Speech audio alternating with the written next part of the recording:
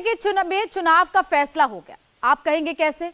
आज सुबह 11 बजे से लेकर दोपहर 12:30 बजे के बीच 24 के चुनाव की सबसे जबरदस्त टक्कर हुई। 2 मंच सजे थे, 2 शहर चुने गए थे। दिल्ली में एक मंच सुबह 11 बजे सजा।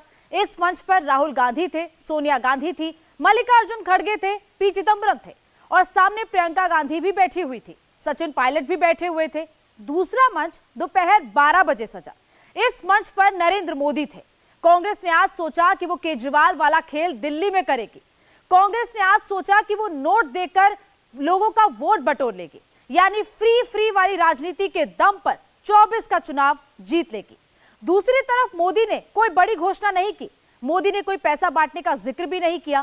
कांग्रेस 48 पन्ने से चुनाव जीतना चाहती है, लेकिन नरेंद्र मोदी 48 मिनट में चुनाव कैसे जीत गए, आज ये आपको बताते हैं सिर्फ 18 मिनट की इस रिपोर्ट में।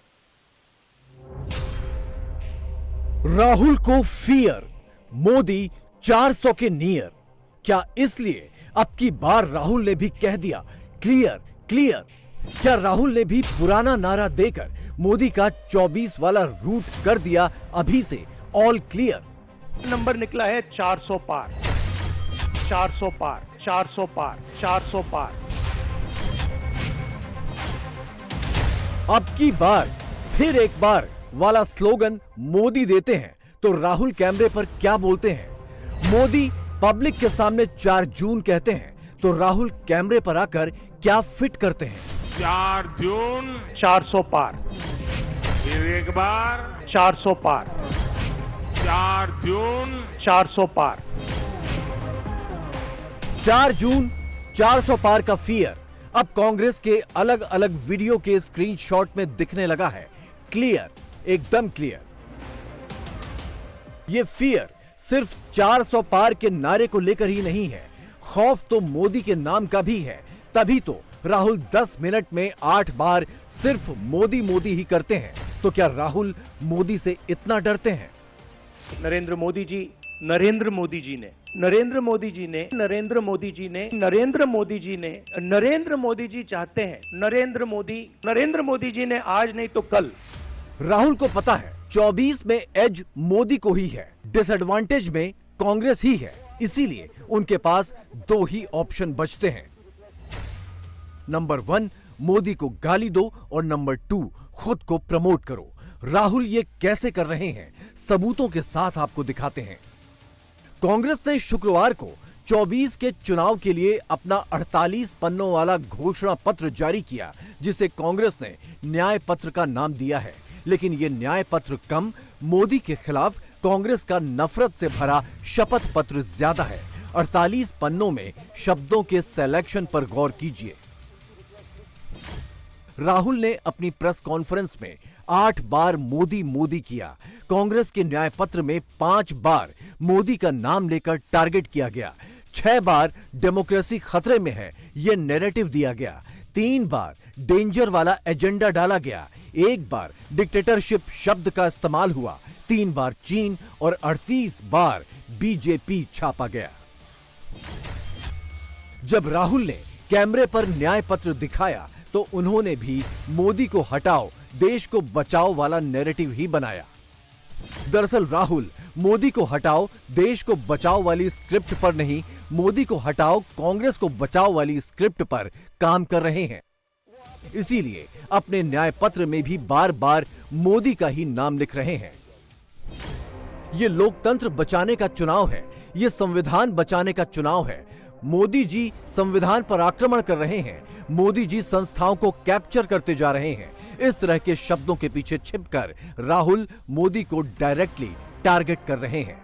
ये जो चुनाव है, ये लोकतंत्र को और संविधान को बचाने का चुनाव है। एक तरफ एनडीए नरेंद्र मोदी जी जो कॉन्स्टिट्यूशन पर आक्रमण कर रहे हैं, लोकतंत्र पर आक्रमण कर रहे हैं, इंस्टीट्यूशंस को कैप्चर कर रहे हैं। इंडिया अलायंस जो कॉन्स्टिट्यूशन की रक्षा करता है, लोकतंत्र की रक्षा करता है। तो ये चुनाव इन दोनों फोर्सेस के बीच में है। ये समझना होगा कि हिंदुस्तान के राजनीतिक स्ट्रक्चर में हो क्या रहा है। आरएसएस ने और बीजेपी ने और खासतौर से नरेंद्र मोदी जी ने जो स्ट्रैटेजी बनाई है, उसका फाउंडेशन क्या है, उसकी नींव क्या है, सबसे पहले यह समझना है। इसके लिए नंबर निकला है 400 पार। इसलिए ये महाराष्ट्र में हमारे नेता ले जा रहे हैं, हरियाणा में सब जगह हमारे नेता ले जा रहे हैं, क्योंकि इनको लग रहा है कि भैया अगर 400 पार नहीं 180 हो गई, 160 हो गई, 140 हो गई तो नैया पार हो जाएगी। कांग्रेस के अलग अलग प्लेटफॉर्म पर यही स्क्रीनशॉट घुमाया जा रहा है लोकतंत्र बचाने के बहाने। गांधी परिवार को कैसे आगे किया जा रहा है, आपको सबूतों के साथ दिखाते हैं। यह कांग्रेस के न्याय पत्र का एक पन्ना है। तस्वीर संविधान की लगी है, टेक्स्ट है डिफेंडिंग द कॉन्स्टिट्यूशन, लेकिन अंदर के पन्नों में पूरा मामला ही पारिवारिक है। पेज नंबर 1 में राहुल की मुस्कुराती फोटो, पेज नंबर 2 में राहुल की न्याय यात्रा की फोटो, पेज नंबर 3 में भी राहुल, एक और पेज में राहुल, आखिरी पन्ने में भी राहुल ही राहुल। 48 पन्नों में कांग्रेस के नेताओं की 9 तस्वीरें लगाई गई हैं, मगर सबसे ज्यादा लाइमलाइट में यानी 5 बार राहुल की ही तस्वीर दिखाई गई है। 48 पन्नों में सोनिया गांधी 1 बार, मनमोहन सिंह 1 बार नजर आए हैं, खरगे 3 बार दिखे हैं, तीनों बार राहुल के साथ ही उनकी तस्वीर है। इसका मतलब ही यही है कि कांग्रेस ने इंडी गुट के बाकी पार्टनर्स को एक मैसेज देने की कोशिश की है कि 24 में राहुल ही मोदी के खिलाफ इकलौते कंटेंडर हैं। वो बात दूसरी है कि खुद राहुल अपनी दावेदारी पर कुछ नहीं कह रहे, टोपी इंडी गुट पर ट्रांसफर कर रहे हैं।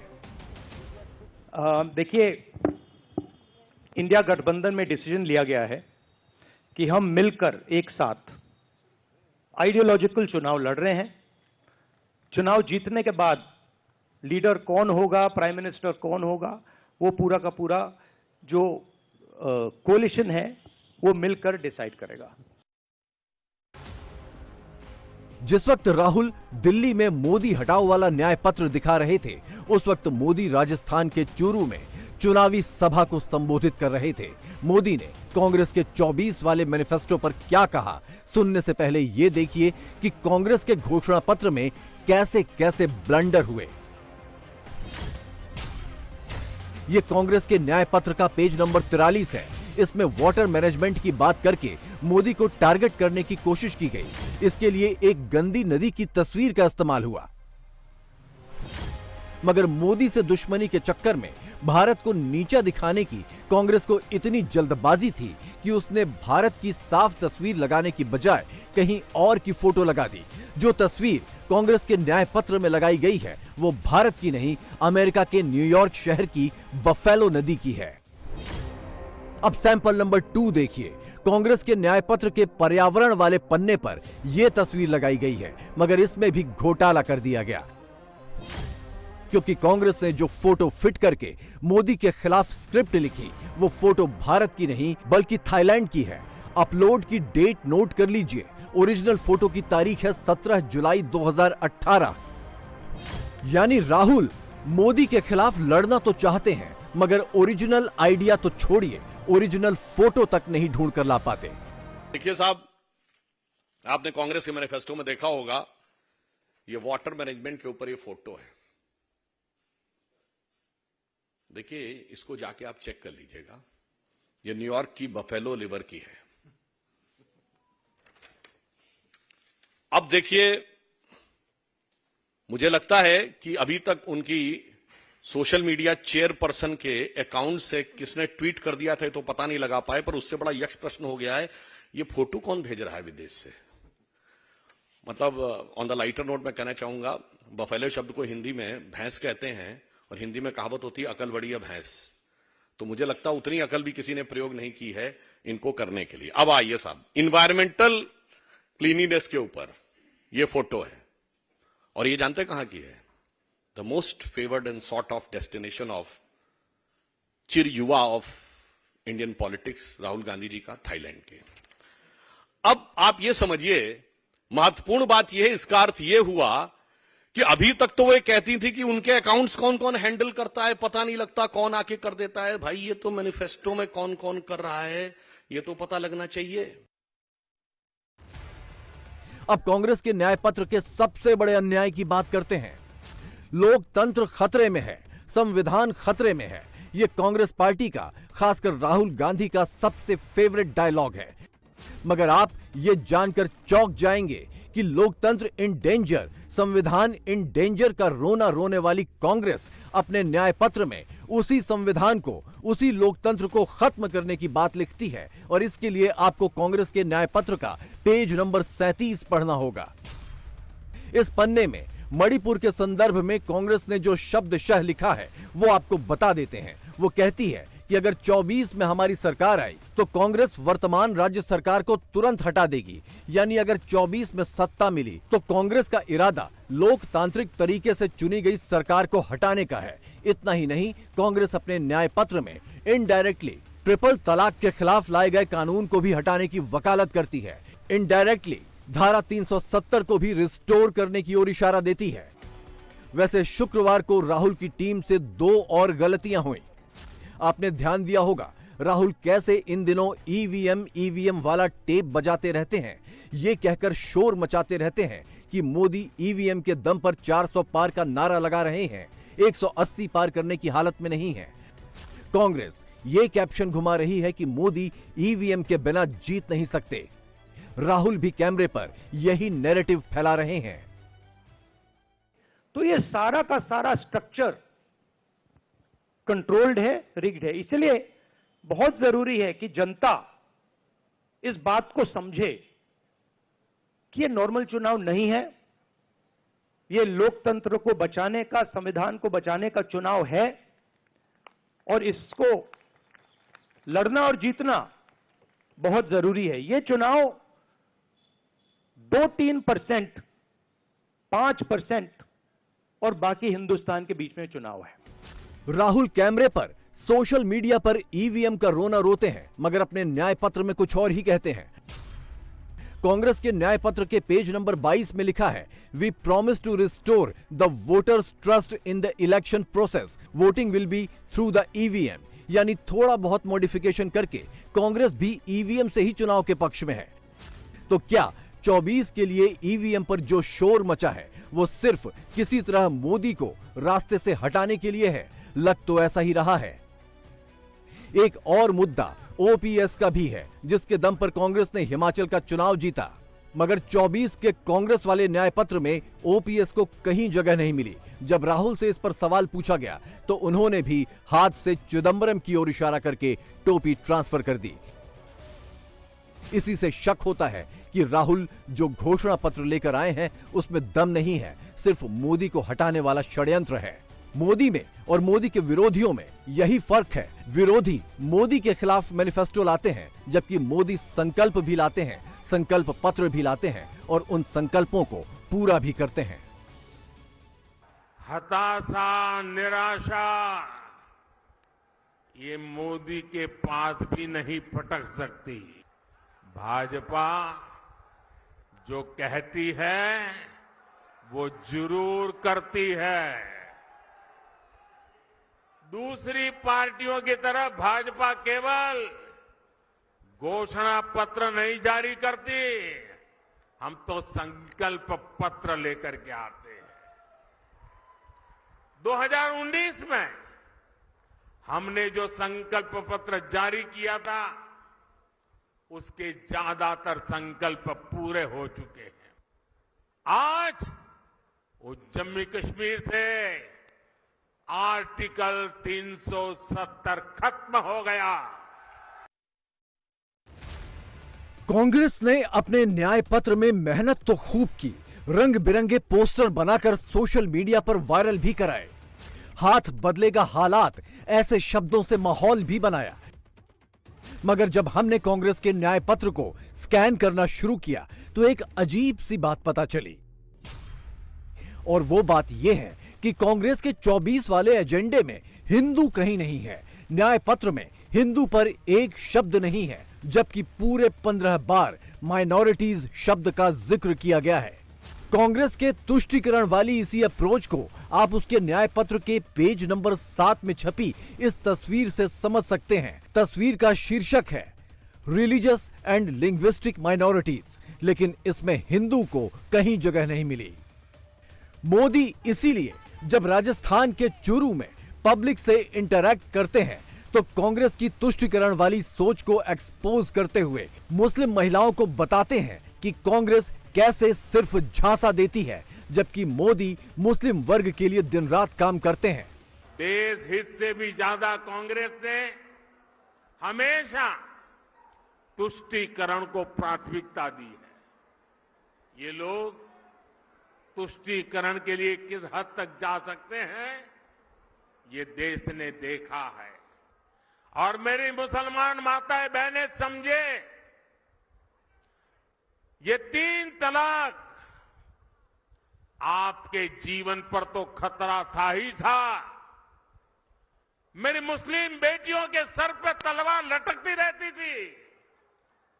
मोदी ने आपकी रक्षा तो की है, लेकिन मोदी ने हर मुस्लिम परिवार की भी रक्षा की है, क्योंकि मुस्लिम परिवार का वो पिता वो कभी सोचता था कि बेटी की शादी करके भेजा तो है,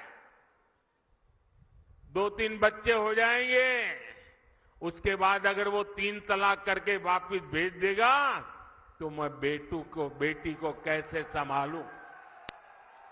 भाई को लगता था अगर 3 तलाक के कारण मेरी बहन घर वापस आ गई तो मेरा परिवार कैसे चलेगा।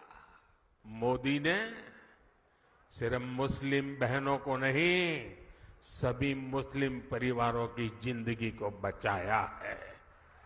वैसे कांग्रेस ने भी अपने न्याय पत्र में महिलाओं की बात की है, 40 बार महिला शब्द का जिक्र किया है, लेकिन विडंबना यह है कि कांग्रेस जब महिलाओं के हित के लिए अपने न्याय पत्र में कुछ ऐलान भी करती है तो खुद कांग्रेस के नेता खरगे की बातों पर ताली नहीं बजाते, उसके लिए भी खरगे को टोकना पड़ता है।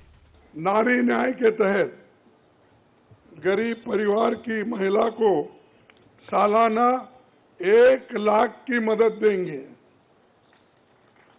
कोई तालियां नहीं बजा रहे, क्या बात है? कोई तालियां नहीं बजा रहे, क्या बात है? इसके बाद सोशल मीडिया पर चर्चा शुरू हो जाती है। लोग कहने लगते हैं कि कांग्रेस के नेताओं को भी पता है 24 वाला न्याय पत्र सिर्फ 24 में वोट बटोरने वाला गिमिक है। अब वापस राहुल पर लौटते हैं। शुक्रवार को राहुल ने एक बार फिर अडानी वाला टेप ऑन किया। मोदी पर उद्योगपतियों की मदद करने का एक नया आरोप लगाते हुए इलेक्टोरल बॉन्ड वाला नैरेटिव दिया। वो भी तब जब धीरे धीरे करके सबको समझ आ रहा है कि इलेक्टोरल बॉन्ड कोई स्कैम नहीं है, इसे तो सिर्फ मोदी को घेरने के लिए विरोधियों ने हथियार बनाया है। नरेंद्र मोदी जी ने जैसे अदानी जी की मोनोपोली है पोर्ट्स पर, इंफ्रास्ट्रक्चर पर, डिफेंस में, वैसे नरेंद्र मोदी जी ने पॉलिटिकल फाइनेंस की मोनोपोली बनाई है। कैसे बनाई है? ED, CBI, income tax department का प्रयोग करके।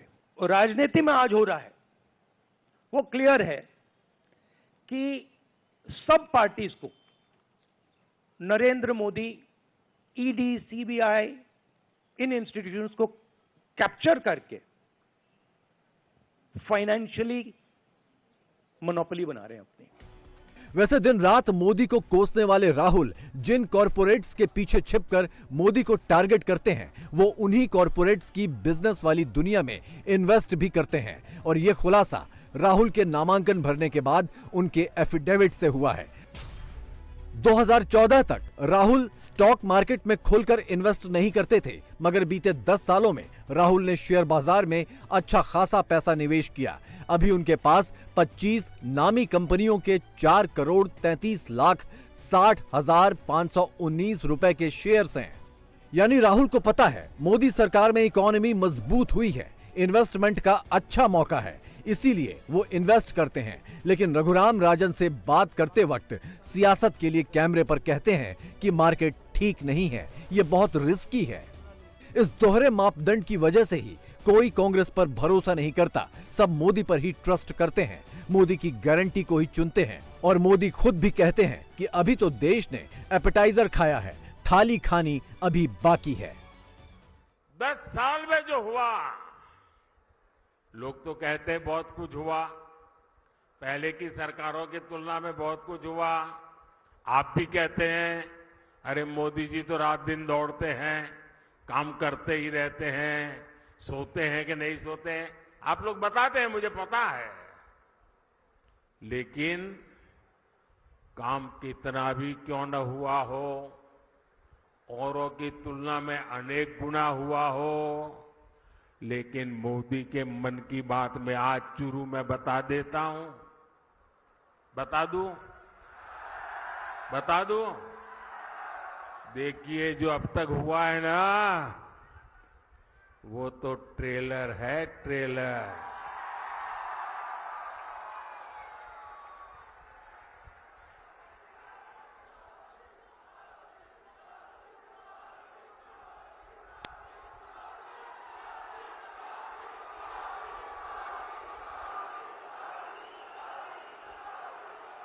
आप आजकल बड़ी बड़ी होटल में खाना खाने जाते हैं ना, तो पहले एपेटाइजर लेकर के आते हैं, थोड़ी थोड़ी 2, 3, 4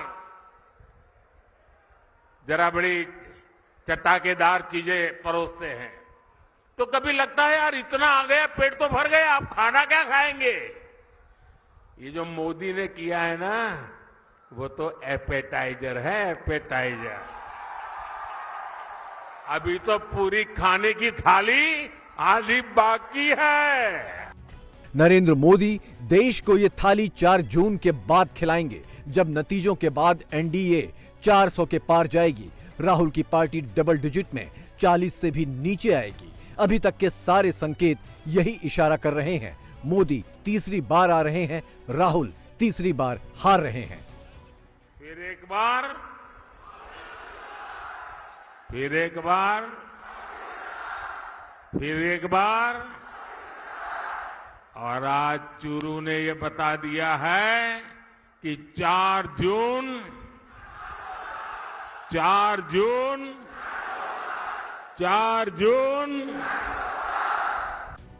मोदी की हैट्रिक की संभावना से ही राहुल बहुत घबरा रहे हैं, इसीलिए वो 4 जून से पहले बैक टू बैक गलतियों पर गलतियां किए जा रहे हैं।